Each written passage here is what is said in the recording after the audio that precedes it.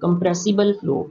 Compressible flow combines fluid dynamics and thermodynamics in that both are necessary to the development of the required theoretical background.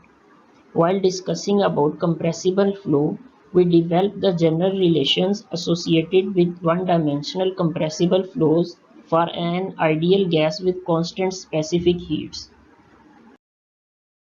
In this lecture, we will study stagnation properties with a brief discussion on the stagnation enthalpy, isentropic stagnation state, stagnation temperature or total temperature, dynamic temperature, stagnation pressure or energy balance for a single stream steady flow devices. So let's start. Stagnation properties. When analyzing control volumes, we find it very convenient to combine the internal energy and the flow energy of a fluid into a single term. Enthalpy defines per unit mass as H is equal to U plus PV. H represents the enthalpy and it is equal to the internal energy plus the product of pressure and volume. Whenever the kinetic and potential energies of the fluid are negligible, as in often to the case, the enthalpy represents the total energy of a fluid. For high-speed flows such as those encountered in jet engines, the potential energy of the fluid is still negligible, but the kinetic is not. In such cases, it is convenient to combine the enthalpy and the kinetic energy of the fluid into a single term called the stagnation enthalpy, and it is represented with H naught. Here is the stagnation property is equal to H plus V square over 2. It is actually the combination of enthalpy and kinetic energy. You know that aircrafts and jet engines involve high speeds, and thus the kinetic energy term should always be considered when analyzing them. However, we can neglect the potential energy as discussed. When the potential energy of the fluid is negligible, the stagnation enthalpy represents the total energy of a flowing fluid. Thus, it simplifies the thermodynamic analysis of high-speed flows. Another important is that the stagnation enthalpy is a combination property of a fluid, just like the static enthalpy. And these two enthalpies become identical when the kinetic energy of the fluid is negligible. Now we will study about steady flow of a fluid through an adiabatic duct. For this we have to consider the steady flow of a fluid through a duct such as nozzle, diffuser or some other flow passages where the flow takes place adiabatically with no shaft or electrical work is involved. You can also see in this figure, assuming the fluid experiences little or no change in its elevation or its potential energy. The energy balance equation can be written as energy in is equal to energy out. We can also reduce this equation in this form. It is actually the summation of enthalpy and kinetic energy.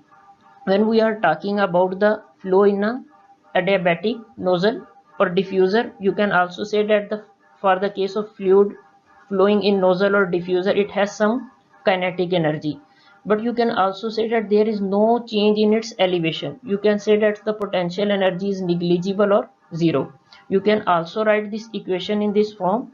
It's actually the stagnation enthalpy at the inlet of the nozzle is equal to the stagnation enthalpy at the outlet of the nozzle. You can also express these terms. It's actually in the absence of any heat and work interaction, any changes in potential energy, the stagnation enthalpy of a fluid remains constant during a steady flow process.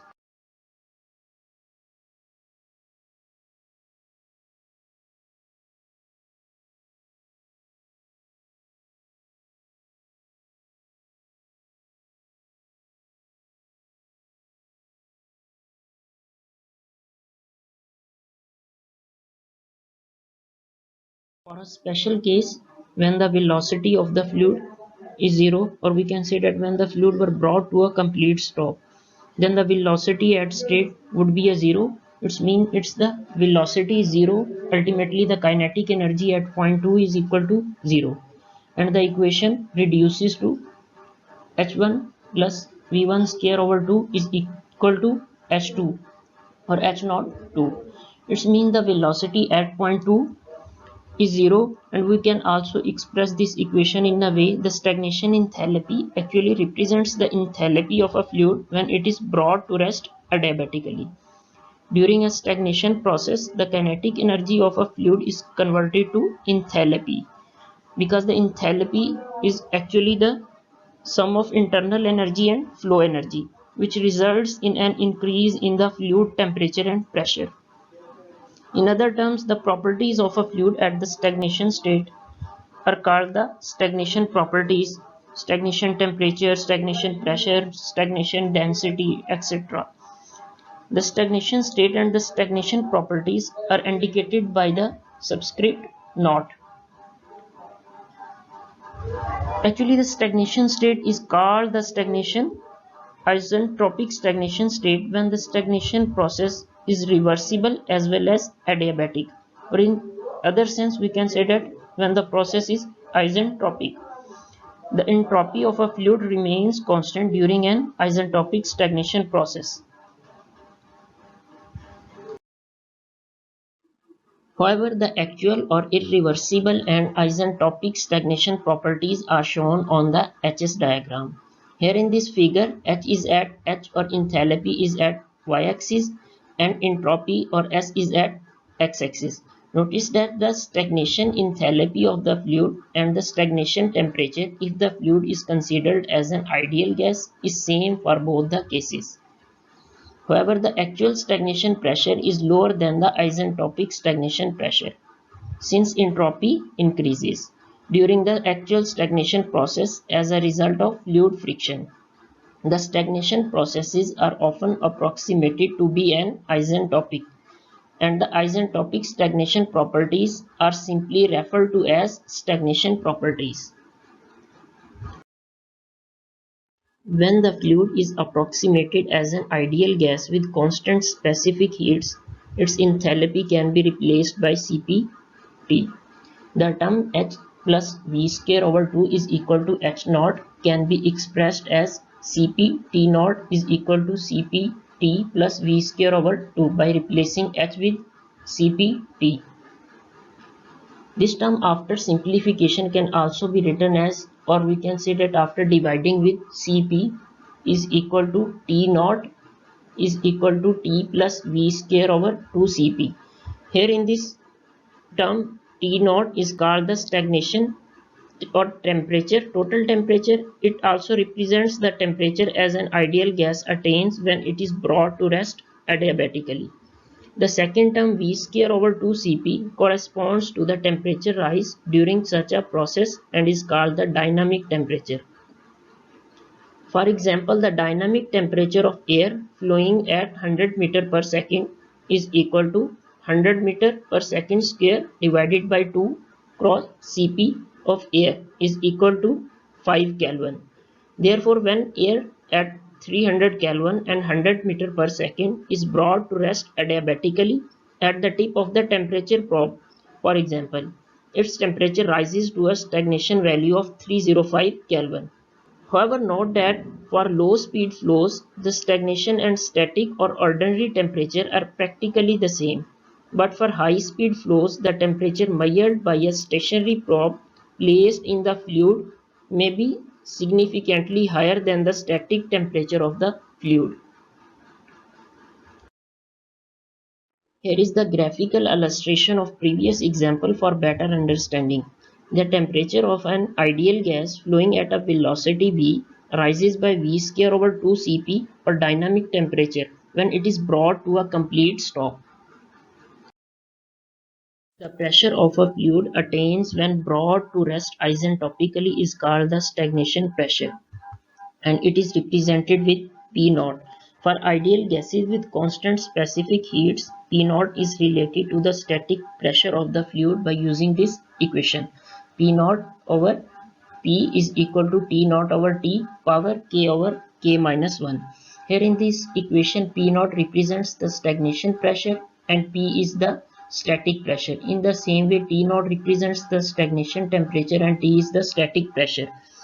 Here in this equation, K represents the specific heat ratio. We are all familiar with this equation in fluid mechanics 1 and thermo 1.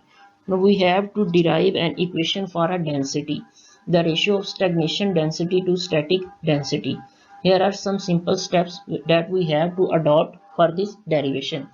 We know that the density is equal to 1 over volume. We also know that the PV is equal to P naught V naught, as we also discussed that P represents the static pressure and V is the static volume. In the same way, P naught represents the stagnation pressure and V naught represents the stagnation volume. We can also write this equation in the form of ratio P naught over P is equal to V over V naught. After simplification, we can easily derive an equation for the ratio of stagnation density to static density. You can also see these simple steps, and the final equation can be represented as the ratio of stagnation density to static density is rho naught over rho is equal to T naught over T power 1 over K minus 1. When stagnation enthalpies are used, there is no need to write the kinetic energy separately. Then the energy balance for a single steam steady flow device can be expressed as energy in is equal to energy out.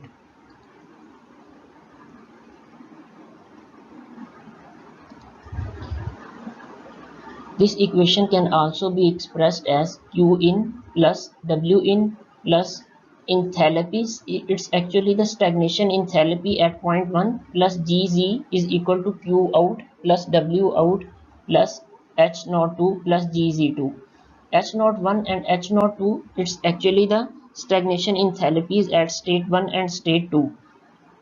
In the same way, Q in represents the energy in to the system and W in represents the work into the system. Here in the same way, Q out or W out represent the energy out or work done by the system. Gz or Gz1 or Gz2, actually it's the potential energies that depends upon the height. Z1 or Z2 represent the height at state 1 or state 2. When the fluid is an ideal gas with constant specific heat, the equation becomes as Q in minus Q out plus W in minus W out is equal to Cp T naught 2 minus T naught 1. T naught represents the stagnation temperature at point 2 or stagnation temperature at point 1. In the same way, the remaining term can be written as.